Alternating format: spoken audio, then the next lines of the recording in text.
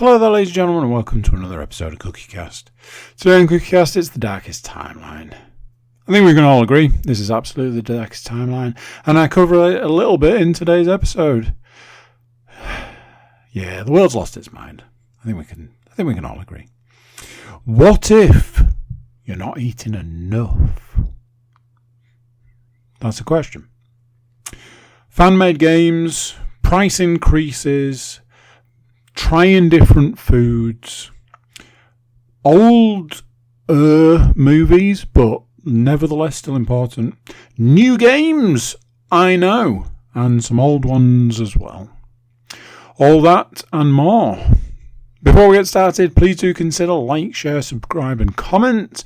Leave a review where you can leave a review. The biggest one, the bestest one, the one we like the most, is share that podcast around. I don't know why you would, but if you're listening, maybe somebody else might want to listen. So, give us a little share. How about that? Right, let's get started. Here we go. This is CookieCast, the Darkest Timeline.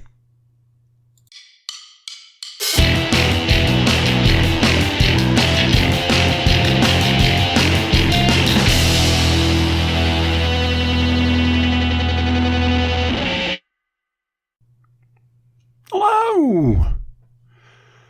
How you doing? Oh, I said it like that to mask what was no doubt going to be quite a large sigh. The sigh was then going to trigger the pain that I suffer through my chest and ribs and things, which is a new development. One I'm not sure I'm solely on board with. Wholly on board with you. And yes, as always, I've tried to surprise myself by getting started on a podcast when I was absolutely not ready. How y'all doing? You well? Having a good week, day, time, moment in life, life in general? When last you joined us? No. So, odd one this week. No TV. I know. I'm sad too. There just isn't the time. Unless you want me to talk to you at length about a cartoon from the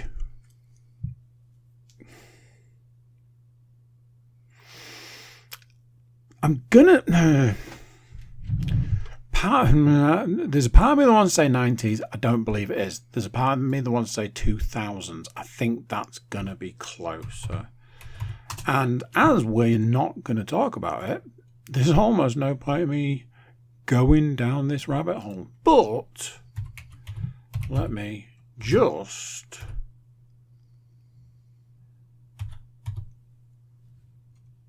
bro, I was right on both counts.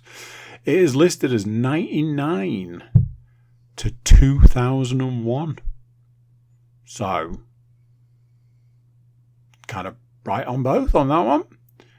It is now showing an advert for the Justice League Unlimited cartoon, which is phenomenal, in my opinion. So yes, I'm not going to bore you like I just did for the last 2 minutes on cartoons. So no TV this week. Movies are a bit of a weird one, but although it's a weird one, I've made it interesting. I'm going to try and change the way we look at movies. That's my current thing. Computer games are interesting in themselves. Not just as a medium. I mean, like the computer games I've played this week. Interesting. But before all of that, why am I telling you about stuff that we're going to get to anyway? Because we're in for a weird one. I'm not going to lie. This is a clear sign of what my brain is up to at the moment, and it is all over the map. So let's start with a question. The question is, what if I'm actually not eating enough food. Now then, somebody posed this to me in less of a question, more of a statement, whilst also being a question. Somebody said to me a couple of weeks ago, maybe you're not getting enough calories. And I was like, huh? And I said, trust me, I'm getting more than enough calories. Silly, silly, silly. Now then, you do have to look at the way other people view you. For a man that has lost 6 stone in the last nearly calendar year, people are going to think you're up to some crazy shit. Met with a friend on the weekend who has also lost 6 stone. It's not 6 months, but it's about 6 months. It's an absolute incredible change. I did say to him, you do look like a different person. You never know how people are going to take that compliment, because it is a compliment in a lot of ways. But I know for myself, I'm always a bit like, but I'm still me. So, somebody said, maybe not eating enough calories. And I was like, that is not a thing that this guy needs to worry about. Now, there's 2 sides to that. One, that is the natural go-to for somebody on a diet. They're like, yeah, I'm eating enough, don't worry about it. Whilst at the same time, as somebody who has a couple of days of fasting a week, you can imagine what the other days look like, let's put it like that.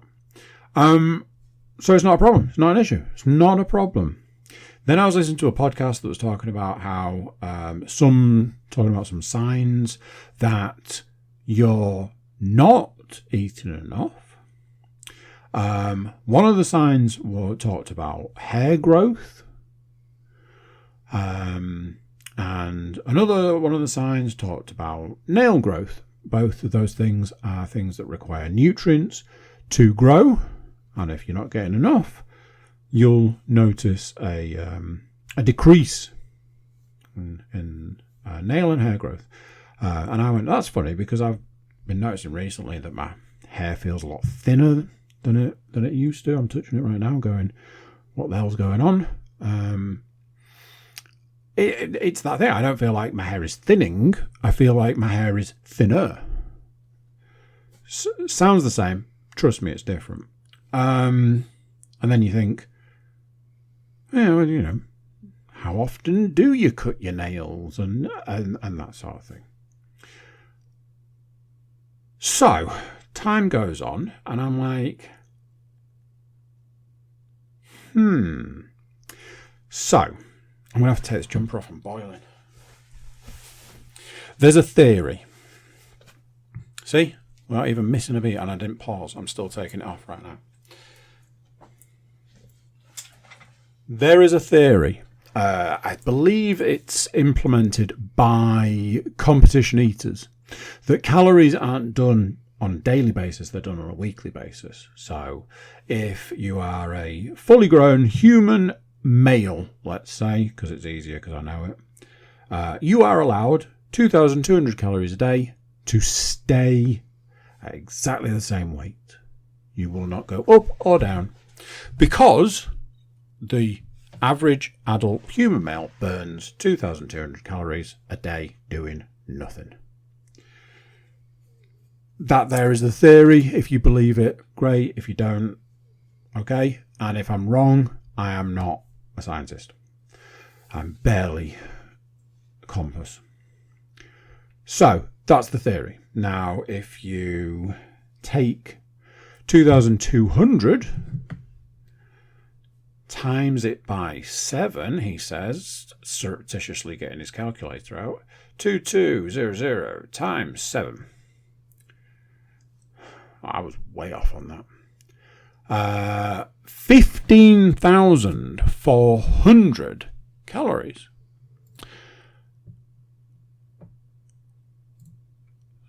Computer's trying to do random shit. Go away. So 15,400 3,400 calories. Now then, for a man that fasts 2 days a week, let's divide that by 5. 3,080 calories. 3,080 calories divided, 5 days a week. It's a shit ton of food right there, kids, and drinks if that's how you're so inclined. So if you work on a week, well, you've got a lot of food you can be eating. And I eat a lot of food. Now, one of the big changes that I made a little while ago was that the food I was making sure to eat in large quantities was the clean food. The fruit, the vegetables. Yes, I know. I know the argument for fruit. Can we just move on? It's full of sugar. Did you know fruit's got sugar in? It's full of sugar. Yeah, I'm aware. It also fills you up and your body produces it in a lot better ways than other things like, chocolate. Damn it, there's a bar of chocolate in my bag. Different story. So, let's get back to it.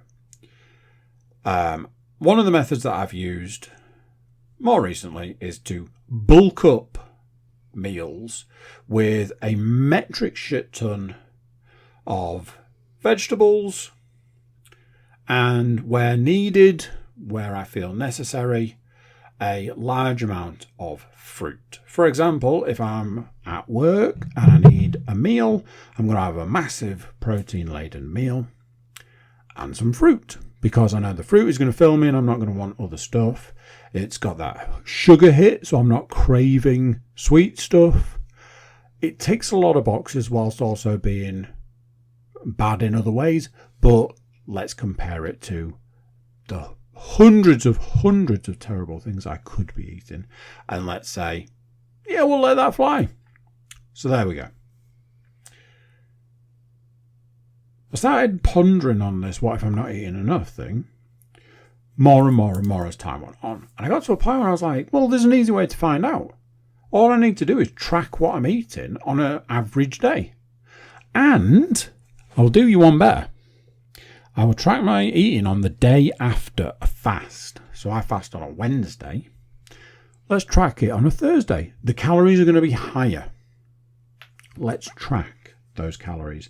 I will use a well-known tracking app, and let's find out for sure.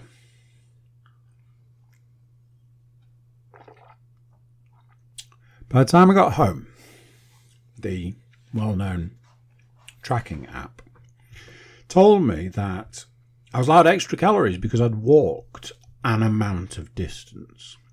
It gave me 250 calories. Now, my argument was, you haven't taken any of my other exercise into account, but basically that's because I don't allow it to track any other exercise. So it has just used my steps. It gave me 250 extra calories. By the time I got home, having tracked everything I'd had that day, I had over 1,800 calories left. Not a problem.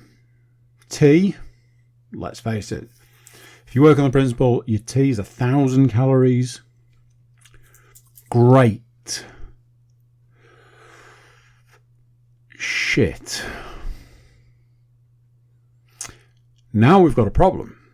Because if you've got over 1,800 calories left, adjusted for some exercise, and you're about to tuck into 1,000 calorie tea, yeah, you see the problem. So I was like, okay, well, I can have an additional this and an additional that and an additional the other. Managed to add 400 calories on top of the 1,000. So 1,400, which was like a decent sized meal. And I had a protein bar that I hadn't budgeted for. I rounded everything up because, science and all that. And then I had the realization of, 2,400 calories Well, that put me under as far as the well-known food fitness tracking app had me at. And it also hadn't taken into account 2 of the exercise blocks I'd done that day. One of which was an hour, and the other of which was fairly strenuous and the best part of an hour. Oh no. So then I've been like, what if I've been under eating more often than not? Now, what I will say is, the day that I'm talking about, the day in question, I didn't go overboard, but I didn't particularly work on the principle of staying under a number of calories. And a few other caveats if you want. On a fasting day, as we know, I don't fast as in, just water, just coffee. There are a couple of liquid items that I put in my body that would be outside of the fasting realm, let's say. So, dividing your 7 by 5 isn't necessarily quite right. So, I'm now like, oh no, what if all of this time I've been wildly under eating? But badly, there are days, because the day in question is Thursday. Thursday, I have a big climb. I get my steps in comfortably. And I do a moderately stressful workout. There are other days where I do nearly twice as many steps because of the number of runs that I do. The workout is monstrous, and I eat, I'm going to say less. So I'm now like, oh shit, what if all this time I'm like, oh yeah, I'm eating plenty of calories, but I'm maybe not by accident. We will double back to this one because later in my notes I've made another note, something else to go on about. That's what I meant to say. Recently I've started looking into I've gone down a bit of a rabbit hole. And it's led to not bad places, but strange, interesting, more interesting than strange. I'm not going to say it. Interesting places. So, I honestly don't know how it started. Something led me to a fan-made computer game. It was possibly a YouTube video. Somebody was like, oh, here's a fan-made Flash game. And I was reading about it and it was saying, right, okay, basically because games for Warner Brothers are just held in rights hell. Like they can't make a Flash game, a Superman game. Batman games are different. I think the Batman licensing is very clear. Whereas I think if you want to make a Superman game, you've got to get all of these signatures and nobody wants to sign. It might be the reason. I don't know. Apparently Flash is the other one that's really hard to do. So nobody bothers. Nobody makes games.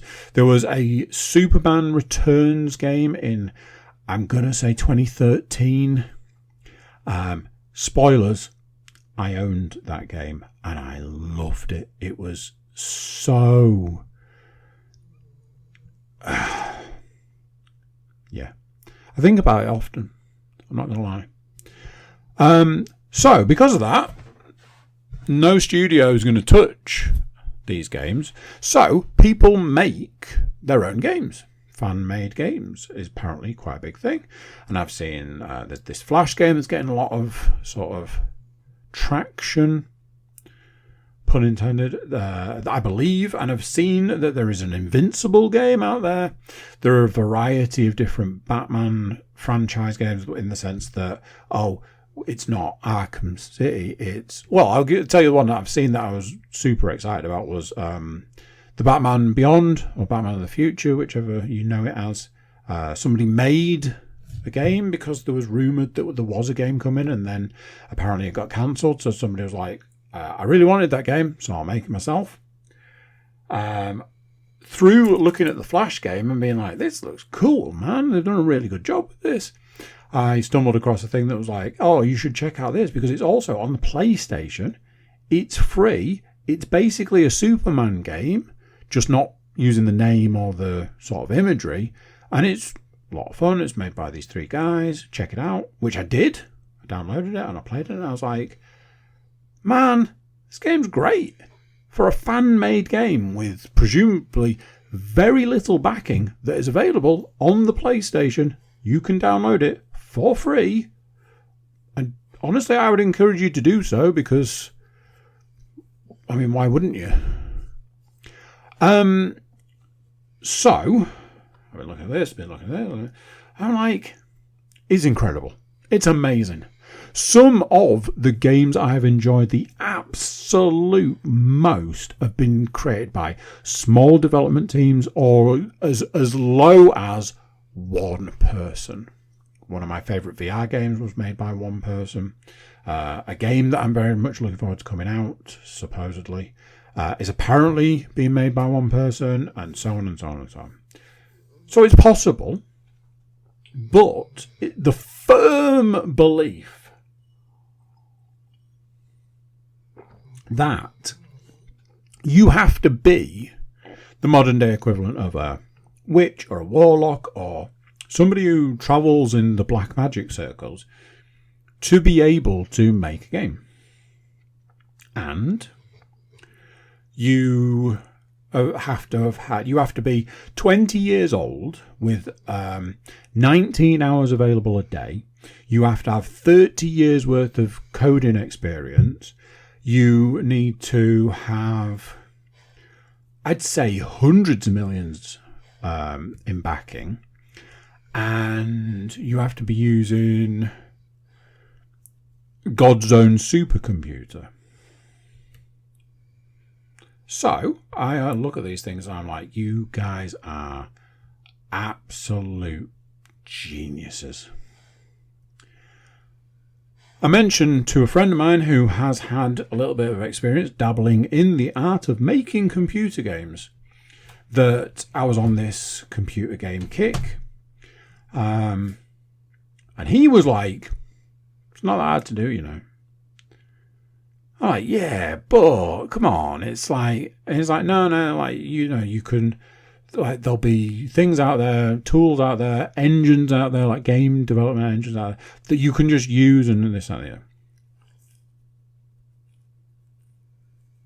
Then I go down a different rabbit hole. Now, this rabbit hole is a YouTube rabbit hole that looks very much like how to make a game. And it starts off with very much like, and I apologize in advance, but this is just my opinion. Here's your bullshit pixel art game, side-scrolling sort of, here's a village and you can plant a tree and your character looks like a block and it's like, you hats off, hands up, you've done better than I ever could.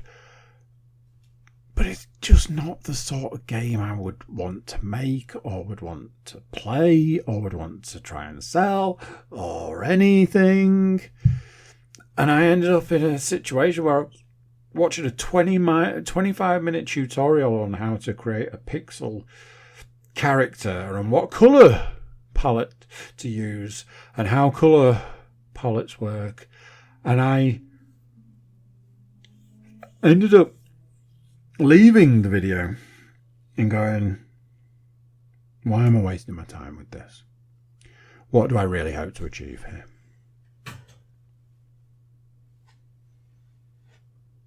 Then I ended up in a different part of the internet.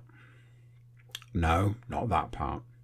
I ended up in the part of the internet that was basically like, you lot think it's hard to do this. I'm going to show you it's not. Now you're talking my language, baby. My favourite thing in the whole wide world is you think this is hard and it isn't. And I'm going to tell you how. I'm going to give you the tools you need to be able to do it. And I'm like, shit, yeah. So I watched an entire video on somebody making the same game in 7 different game engines to show how and, you know, what the different effects were. I will say this, I feel they cheated. Not by using like a variety of different tools, by the fact that they changed the game they were making as they went through the different engines. And I was like, that's not what you set out to do, though. So that's not really fair, surely. But anyway, it was still interesting. Then I end up in a part of the internet where, again, somebody's like, right, I'm going to go through the different tools you need to make a game using different, essentially, languages. I think we can all agree that the coding language is what you need, and that's what's stopping you. You write a lot of letters, zeros and ones on a screen, you press enter, and Iron Man kicks Kratos into space. That's how computer games work, I believe. However, for 4,000 attempts, he'll kick him through a bush instead. And then you'll change a 1 to a 0, and he'll kick him into space like you wanted. Yeah? Cool. That is computer games. In everybody's mind, that is computer games. And people on the internet want you to know that that isn't computer games. That's just a version. So it does exist. Then I stumbled on this thing, and it was like, here's an engine for this, and here's an engine for that. And here's an engine that does all the coding for you. That's the point in time I need the scratched record sound. Because for me, I'm like, excuse me? Baking powder? I'm like, well, hang on a minute. And they were like, look, don't get ahead of yourself. You still need to do a certain amount. But if you drag this box to this box, that's your coding done. And I went, interesting. I then stumbled on another video where somebody was like, I'm going to do this in 7 days. Watch me. And they were like, I've done this and I've done that. And then they did 2 days of tarting up a Superman face, body, and the costume. I'm like, okay, you got 5 days left to make a game, buddy. And then he was like, I've got 5 days left to make a game, so I'm going to cheat. And I'm going to do this, and this. And I'm like, go on. So he did all of these different things, and it all looked like it was going well. And then he said, and now I've got 2 days left, and I've still got an entire city to make. And I'm like, go on, because this is going to be real interesting. And he was like, basically, you just go and steal it. Not like steal it. You just go and say, I need this as a city. And it'll already have been made, and then you just download it and use the pre-made version. And I was like, huh. Oh, that's interesting. So a guy made a Superman game in 7 days, and the biggest problem he had was that he couldn't get the cape to work like fabric. That was it. And it turned out that a line of code had been disabled.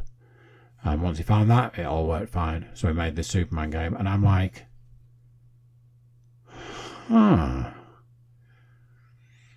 Well, that's interesting. In a conversation with somebody today, I was like, oh, we recently got into like, you know, genuinely, this is not me about to announce my game development career. Genuinely. And this is not me about to announce I'm going to open a game studio. This is me saying that I'm absolutely fascinated by computer games. 332 episodes of this podcast might hint at that. And I'm absolutely fascinated by the people who have said, that is my calling in life. And I'm going to go and I'm going to do that. They are geniuses, talented, and so on. There's a lot of stuff I've seen recently about like the difference between this game and this game. Everybody's saying that Red Dead Redemption is probably the best game ever made. I think it's hands down one of the worst games ever made, but that's personal opinion again. You can't deny that, you know, a lot of stuff went into that, and somebody had to make it do that. And that's the thing that I'm very interested in at the moment. But it's fascinating that just the other side of this invisible barrier is you could make your own game. I'm fascinated by it. And like I say, I'm not sitting here announcing my game development career. I'm not going to quit my job tomorrow and decide to make computer games, because that would be a terrible idea. But somebody had said recently that there's this game that's like super popular on Steam. It was made by one person. I sent that to a friend of mine. I was like, you know, just saying, bro. That sort of thing. So, this is where you're like, oh, here we go. I did start watching another video where somebody was very much like, I'm going to make a computer game and I'm going to do this. But the first thing I'm going to do is I'm going to follow this 5-hour video tutorial. And I went, fucking hell, man. They then went on to say it took them 2 days to watch a 5-hour video tutorial. And I was like, huh. Now, they did say they were easily distracted, so take from that what you will. I may look into what that video is like. We'll see. As we've been talking about recently, the entire world has gone completely insane. One of the things that has gone completely insane is Microsoft decided to increase the price of Game Pass 50%, because Microsoft have gone insane. It's probably up there as company decisions with the Bud Light thing, shall we say, for popularity. The Cracker Barrel one was a good one. I think Microsoft have potentially blown everybody out of the water with this one. The cancel your Game Pass subscription website crashed because of the amount of traffic, people cancelling their subscriptions. Personally, I believe that that's not the case. I believe that the site was probably taken down, is what I would say on that. Since then, a massive amount of information has come out about Microsoft as a company. From, like, we're talking Xbox, we're not talking, you know, computers and stuff. Apparently they lost 300 million on the latest Black Ops, which it's just silly numbers at that point in time. My argument there would be, you put Black Ops on Game Pass. Who didn't see that coming? You, apparently, but whatever. And the reason they've lost all this money is the reason for this price hike. It's an absolutely terrible idea. I haven't had Game Pass this year. It's one that I generally don't have as a rule, unless I can get it for £1.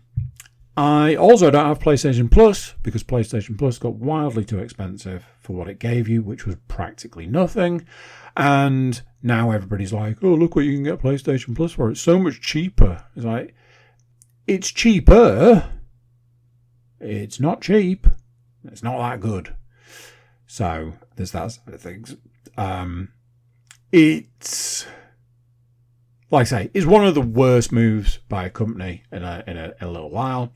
A lot of stuff has come out over the last couple of days talking about how Microsoft's plans for the future and how basically their plan seems to be to grind their company into the ground to make it so that they basically don't exist anymore.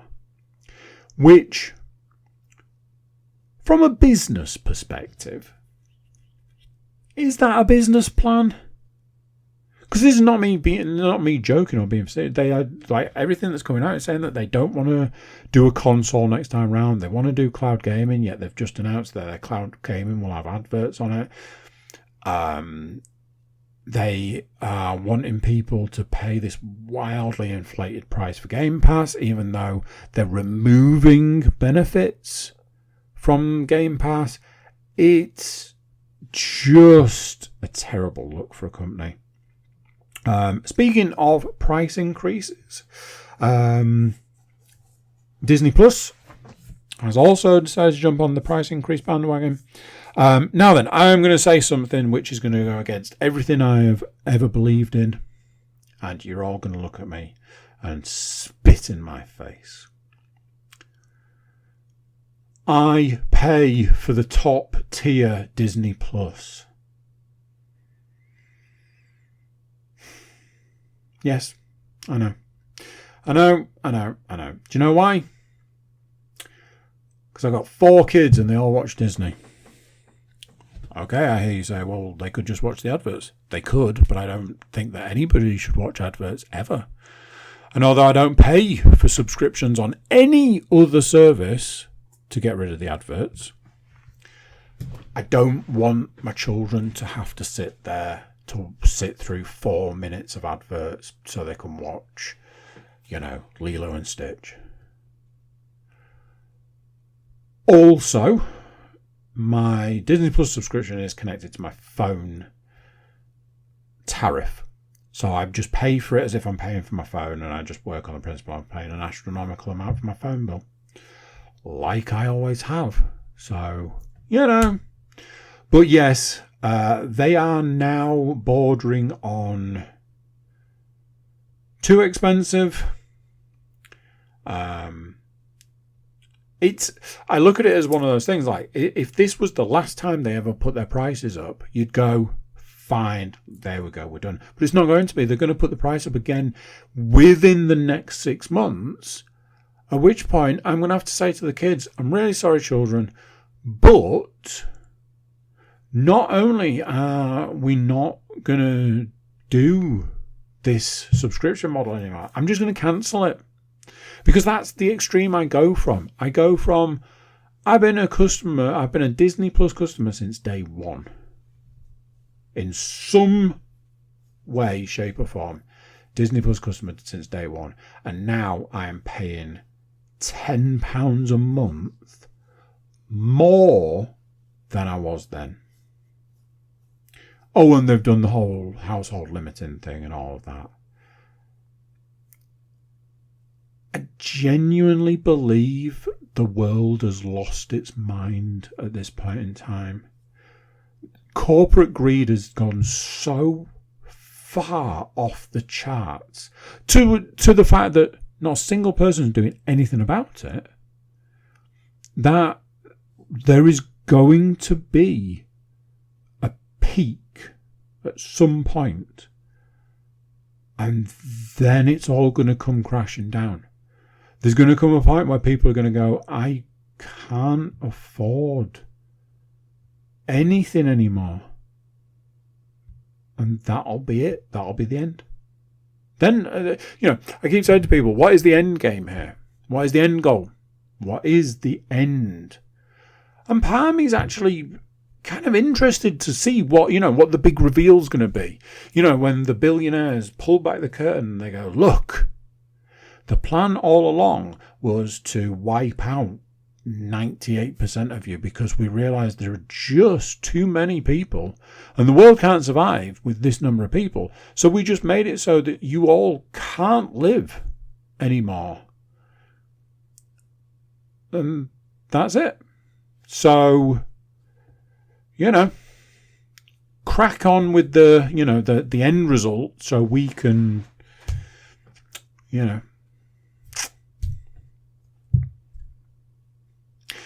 What I was alluding to earlier was I've started messing around with carbohydrates. I'm in an experimental phase at the moment. My diet is a bit weird. On non-fasting days, my weight is what I would say is high for me at the moment. On a fasting day or coming off a fasting day, it is particularly low. Great, you might think. Not really. It's proper pendulum swing.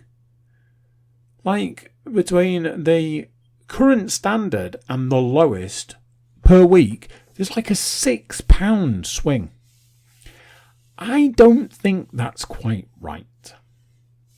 I've been listening to and looking at a lot of stuff recently about like dieting phases, diet fatigue, signs to look out for, where things are going wrong.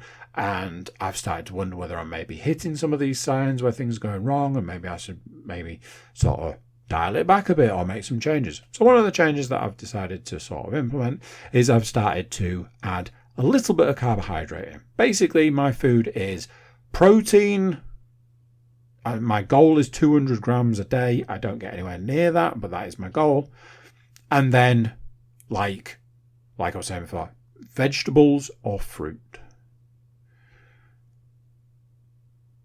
I have started messing around a little bit with this sort of like add a bit of carbs here, a bit of carbs there. I do have carbohydrates, but they are low. So I've started to increase the carbohydrates. And what I've been finding is energy levels going up. Satiation. You know, when you're like, I'm gonna use a word. It's gonna sound great. The moment you do it, you're like, is it a real word?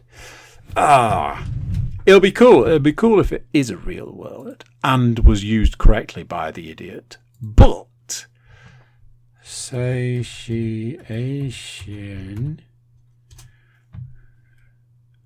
No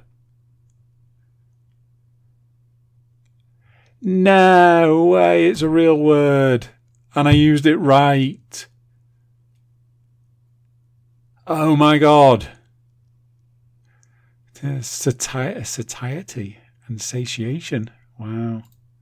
I can't believe it. Maybe I'm not a complete fucking moron. Yes, been finding that I'm more satiated. After meals, finding that I don't feel like I need more of X, Y, or Z. And I'm more able to go about my day. You know, I'm not like, oh, well, what if I need to? Should I be eating this? Should I eat that? No, it's very much I am freaking full right now. I don't need any more food. Obviously, what we were talking about before is if there is a situation where I'm low on calories and hit a point where I can't eat anymore, that would then become a problem. There has been some body changes. That's a whole other conversation. I don't think anybody would be super interested, so probably don't need to go into it. Just like I use two different metrics for checking how things are going. One is my weight and one is how I look. So looking in the mirror and going, that's different. Or, oh, that's interesting. Or, oh, is usually more the, oh no. But, you know, it's a learning curve. Finally for this week, I'm dry as a bone.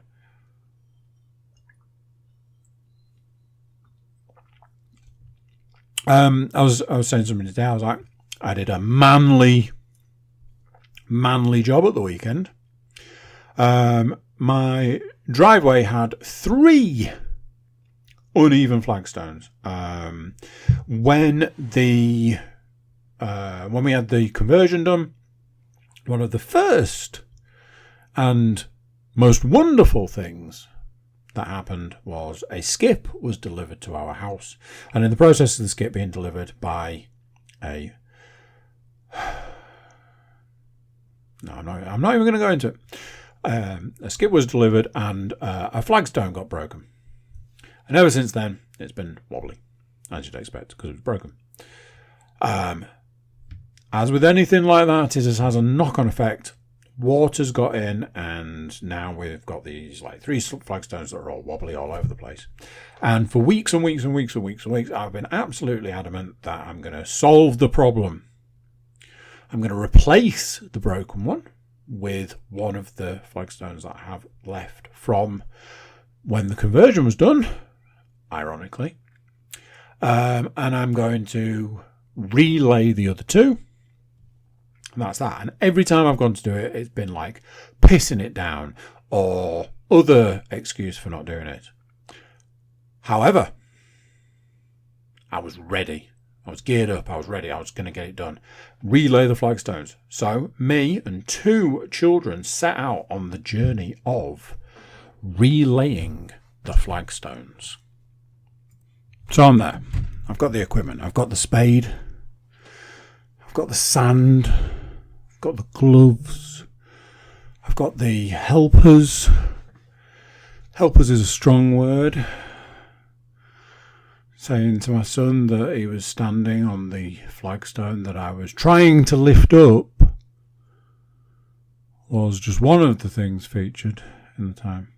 Anyway, the first one was the easiest. Remove 2 pieces of broken flagstone. 2 pieces, they're lighter, easier. So I just got one out, got the other one out. Made some changes, dug down. The stone had essentially shifted across. The other side had filled in with mud, etc., etc., etc. So basically, I dug out one side, laid the new flagstone, and what had been dug out would then go on the other side. Next, the wobbly one. Got it up, sand in, like, say half the sand that was left in the bag in, laid it all down, relayed it, realised first one was now lopsided. Obviously it was originally lopsided, so there you go, there's the problem. Okay, we need to relay that. I was like, we're going to get to the third one at some point, but I think we need to go back and relay the first one, change a load of stuff. We're going over and over and over, changing. Then, by the time we'd sort of done all of this, the second one seemed to go okay. The first one was a problem. We get to number 3, and like literally, number 3 needs one thing. It needs some sand pouring underneath, and it putting back down, and that's it. Well, of course, that wasn't it. It turned out number 3 was the absolute hardest of the lot. Chucked all the remaining sand in, laid it all in. It started having to put like the soil that had sand in from a previous attempt in under this one. It was waterlogged. It was just absolute nightmare.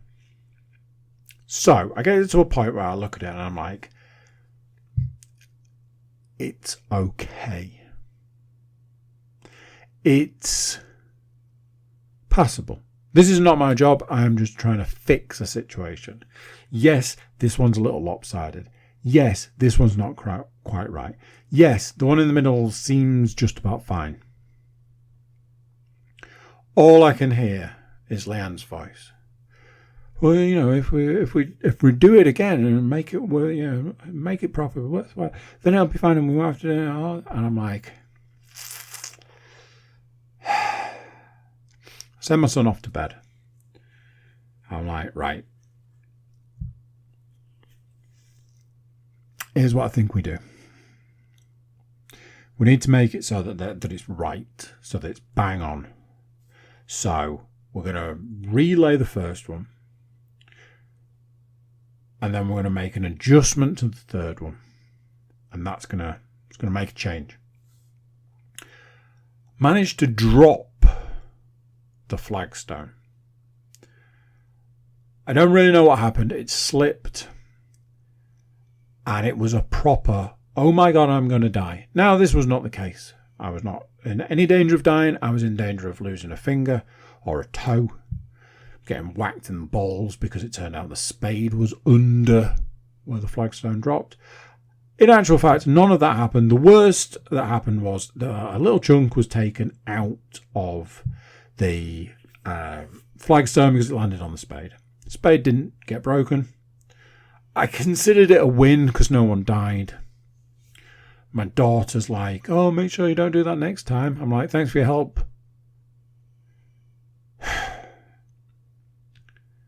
So, as luck would have it, I realised that the change that needed to be made was that all of the stuff that was on one side of the first flagstone actually needed to be on a different side to level it out. And as luck would have it, making that change did exactly what I wanted it to. And it actually looked really good. It looked nice. There was no movement. So that's number one, done. Number two was done anyway. That one was it kind of went better and easier than I thought it would. We go back to number three. We just hit it with everything left over that we've got that could remotely have sand in it. The bag's empty. It went in the bin. There's some soil that's got sand in. That went under. And again, laid it and was like, that is genuinely, bang on. Absolutely bang on. I was like, right, we need to move the mud that we've taken out to the other side to make it look right, and then we need to sweep up. So we did that. We've got a sweeping brush, swept round, made it all look nice. I was like, so now the final test is when Leanne returns, she will drive the car onto the drive and we'll find out if the work we've done at this point in time is right. Literally 2 minutes after we got finished, she's there. She reversed the car onto the drive and it was like sliding into satin sheets. The smoothest transition getting the car on the drive. And I was like, I don't want to be that guy, but that is a job well done.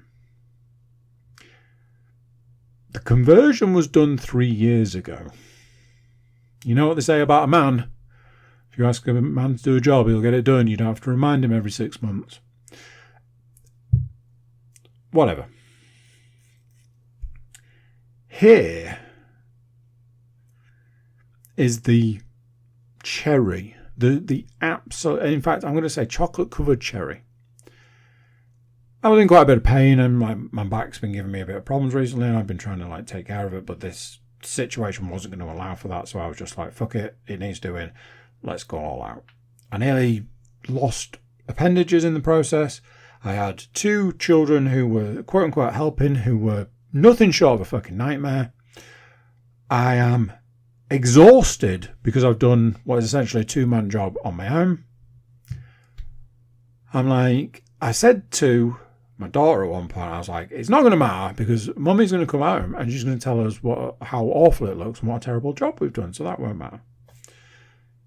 She comes in and I'm like, I've just put a flagstone through the wall. Trying to get it through the house and out the back.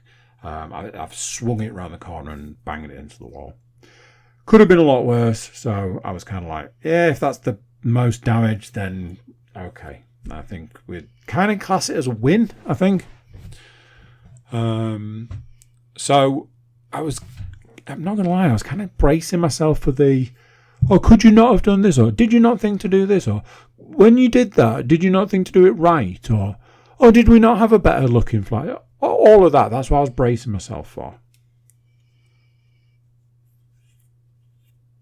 She comes in and she's like, hey, I noticed how good the driveway's looking. There was a little bit of me that was like, you're saying that on purpose. You don't mean that. You're just saying that. I was like, okay. I was like, I could hear your voice in my head when I attempted to leave it undone, unfinished. going, you could do it properly though. So we went back and we redid it. We've had those flagstones up multiple times, but it's done and I think it looks good. She was like, yeah, it looks really good. And I was like, huh. I drove on it the first time today, and as I drove off the drive, I went, my word, that's a smooth drive. It was great. I enjoyed it. Little victories. Movie-wise, I have watched 3 films I have seen multiple times. I finished watching the Snyder Cut of the Justice League. Not a huge amount to go through there. I think I've said this before, but I do kind of wonder at which point in time anybody would ever choose to watch the Whedon version of the Justice League when the Snyder version exists. Yes, I appreciate there is a difference between 4 hours and 2 hours, but ultimately it's just a better film.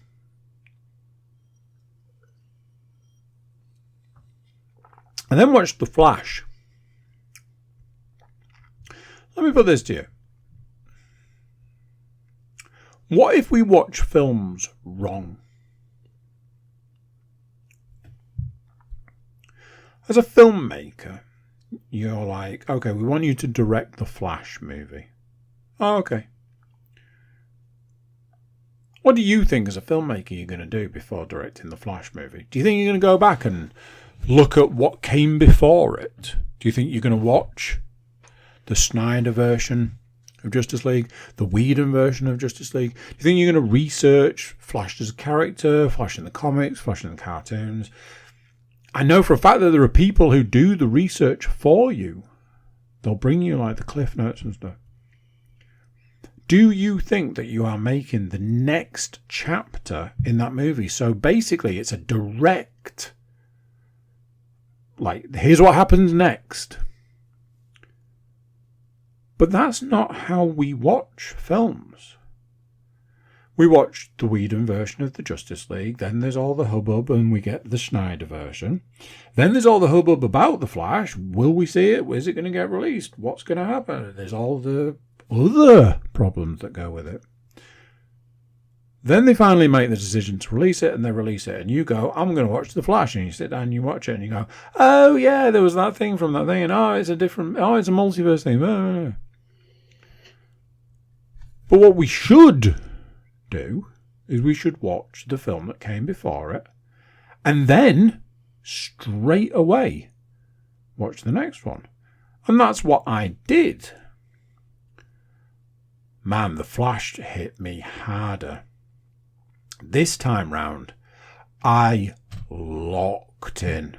And I mean I locked in, like I was so engaged. The entire time going, man, I really wish that all the problems that surround this movie didn't exist so that I could truly enjoy it. I really enjoyed it.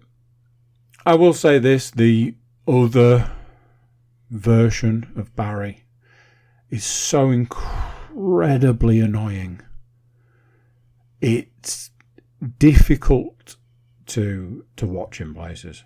Outside of that, I genuinely think it's a really good film. I really enjoyed it. I really locked in. I got a little bit emotional in places. I was locked in. I followed it up with Blue Beetle. Ultimately, I am heading towards rewatching the latest version of Superman, which I will have to purchase at some point. And I'm just watching a load of DC films to see how it stacks up when I watch it, straight after watching what came before it. Now, I know that they're not linked, but I want a comparison, and that's what I've been doing. Because of that, I watched Blue Beetle, which... pretty sure Blue Beetle was released as the first official DC movie under the James Gunn and Peter, is it Safran? DC. Not the strongest out of the gate kind of thing. It's fine. I haven't watched it again. It's like the third or fourth time I've seen it. But I think one of the biggest issues with that film is the casting. Like the guy they've got playing Jaime. There are points in that film where he's actually quite good, and there are other points where he's just the wrong choice. And you can say that about every person in that film. Every person in that film. There are points where they're really good, and there are points where they were the wrong choice for the role. And that's that. That's the entire film. I don't know what I'm going to go on to. Like I say, there is a big part of me that wants to go in Superman. I toyed with the idea of watching Black Adam and then remembered that I'd watched Black Adam. There's the whole thing that I could watch Shazam. I love Shazam. But then part of me would think about watching the second one and regret my decision. Because it's got all the Frab Daters in it. Let's talk computer games. I'm going to swap some of these round because I've realised that it would make more sense to talk about the quick and easy before talking about new things. Yes, new games. Been heavily playing DC Universe Online, trying to get some characters to max level, get them some cool armour and things, which I've done.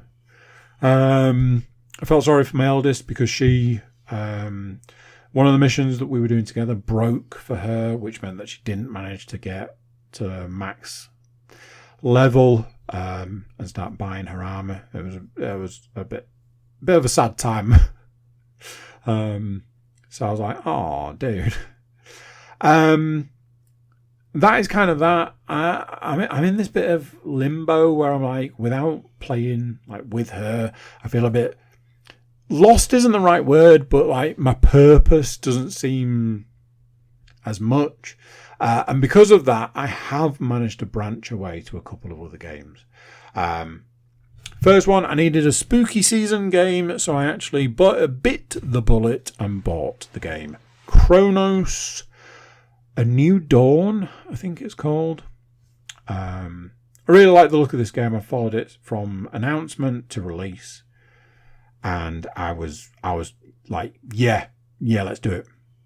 It got released and didn't get the best reviews. However, the reviews seem to have swung round to, this is a great game. So because of that, I was like, do you know what? I'm going to do it. I'm going to buy it. And boy, do I regret my decision, because at no point in any of the reviews did they say that it was a Souls-like game.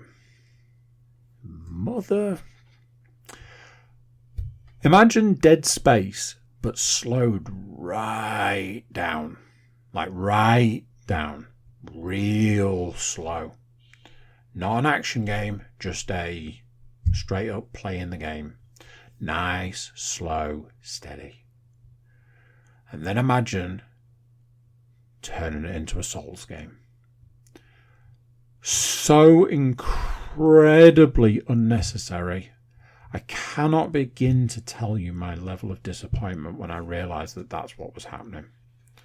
I was so angry. I am going to make an attempt to go back to it and give it another go. There is a part of me that if I could, I would probably look at getting it refunded, depending how my next playthrough goes. But I know I can't refund it, so that is kind of that.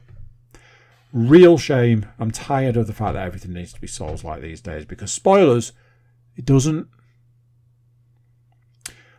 I nearly bought a Humble Bundle about a week ago, because I liked the look of the games. Then I had a realization. One of the games on the list I already owned because I'd bought it a few weeks before.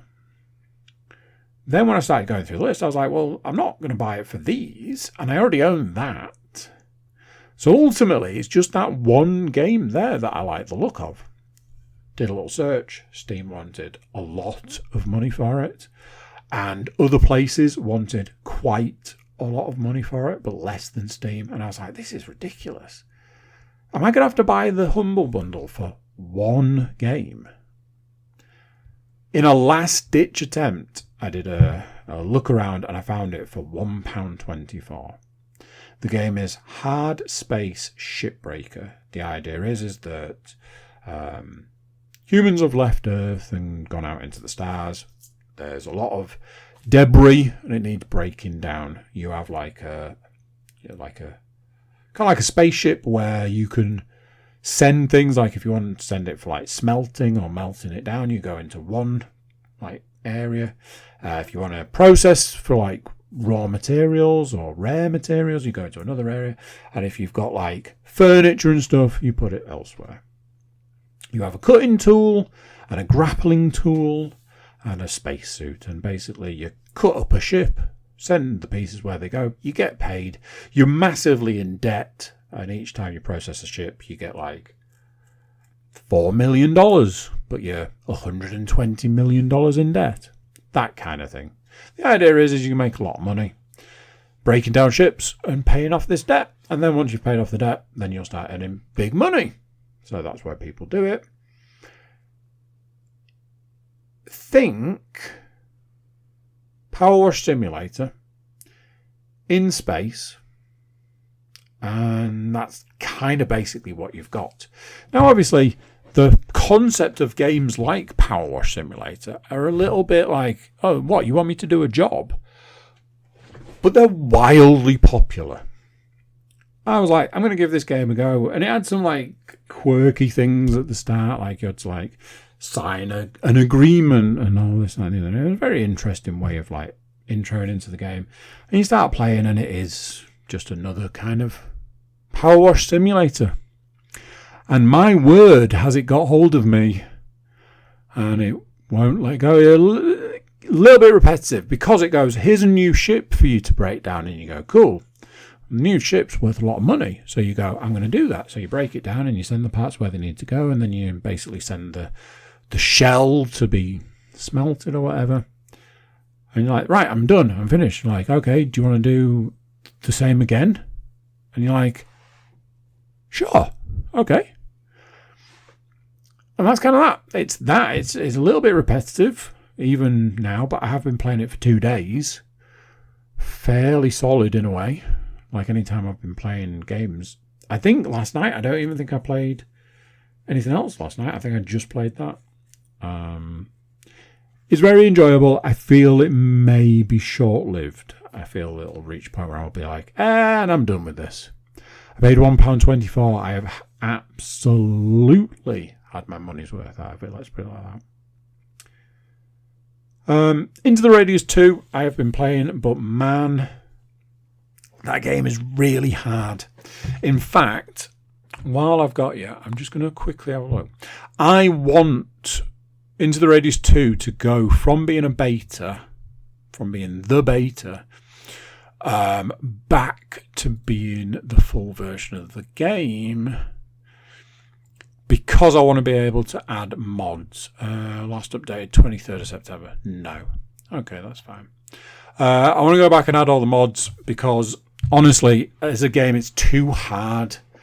It's too much survival and not enough enjoyment in its vanilla form. It needs the mods. It needs to reduce all the cost of all the things to buy. You need to be able to buy the super cool weapons earlier on in the game. You need tons and tons and tons and tons of ammo and plenty of space to carry it.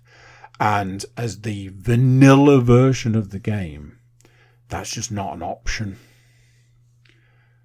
It's got to the point where I'm just in this loop of trying to earn money to buy better stuff. But anytime you go out into the Radius, it costs you a lot of money because you go through a shit ton of health and a shit ton of ammo, and your weapons break like nobody's business. Usually, a lot of this stuff gets toned down when it goes back into being like the active version of the game, and it's usually just dialed up in the beta, so I'm hoping that's going to happen, because some of the weapons, they're like, you use them once and they're 80%. And you're like, I've used this once. If I'm honest, it has made me play it less. And the last couple of days I haven't played it at all. So that might be a bit of an indication. There we go. That right there, podcast people, is the podcast. I will catch you next time. So there you go. What do you think of that? Another one done, another one gone. Big thank you for watching. Big thank you for listening. Big thank you for being here. Before you leave us, if you're new here, click the like. Go on. Subscribe as well. Share the podcast around. Leave a review. Leave a comment. Check out the website, thecookiecast.com. There we have social media links and an email button. That way you can get in touch with us. That is it for this one. Until next time, I'm going to say bye, and I'll see you then. This is a Cookie Cat production.